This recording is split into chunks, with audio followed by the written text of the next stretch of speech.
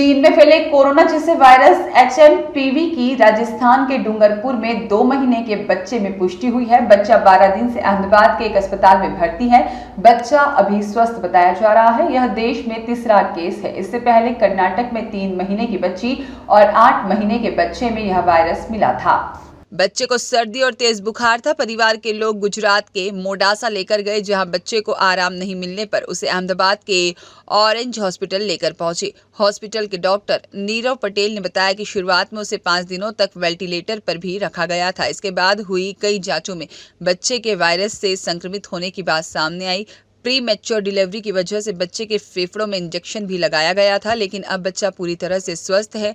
Doctor ने बताया कि इस बीमारी से घबराने की जरूरत नहीं है। सीएमएचओ डॉक्टर अलंकार गुप्ता ने बताया कि बच्चा रीछा गांव का रहने वाला है। बच्चे के परिजन अहमदाबाद में उसके साथ हैं। गांव में एक मेडिकल टीम को भेजा है जो घर घर जाकर सर्वे कर रही है। वायरस के लक्षण कोविड जैसे छोटे बच्चों पर सबसे ज्यादा असर एचएमपीवी वायरस से संक्रमित होने पर मरीजों में सर्दी और कोविड-19 जैसे लक्षण दिखाई देते हैं। इसका सबसे ज्यादा असर छोटे बच्चों पर देखा जा रहा है, जिसमें 2 साल से कम उम्र के बच्चे सबसे ज्यादा प्रभावित हैं। चीन में एचएमपीवी के बढ़ते मामलों के बीच इमरजेंसी जैसे हालात बनने की बात कही गई थी।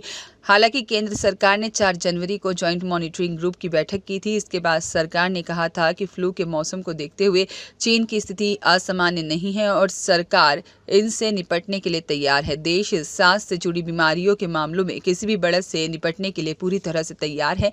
चीन में फ्लू के बढ़ते मामलों की वजह आरएसवी और एचएमपीवी इस मौसम में इन्फ्लुएंजा के सामान्य वायरस हैं और सरकार स्थिति पर कड़ी नजर रख रही है। साथ ही डब्ल्यूएचओ से चीन की स्थिति के बारे में समय समय पर अपडेट देने को कहा गया है।